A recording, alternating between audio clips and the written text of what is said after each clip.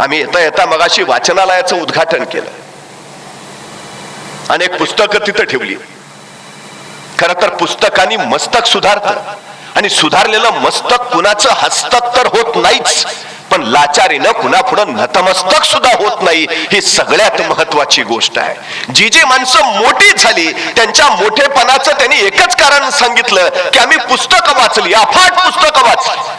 10वीच्या परीक्षेमध्ये प्रथम क्रमांक आल्यावर परळच्या चाळीत डॉक्टर बाबासाहेब आंबेडकरांचा सत्कार ठेवला, आणि त्यावेळी कृष्णाजी अर्जुन केळुस्कर प्रमुख पाहुणे होते. कृष्णाजी अर्जुन केळुस्करांनी त्यावेळी भीमराव आंबेडकरांना गौतम बुद्ध नावाचं पहिलं पुस्तक भेट म्हणून दिलं.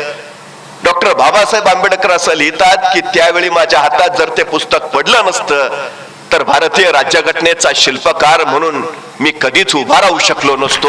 ही सगळ्यात महत्वाची गोष्ट आहे.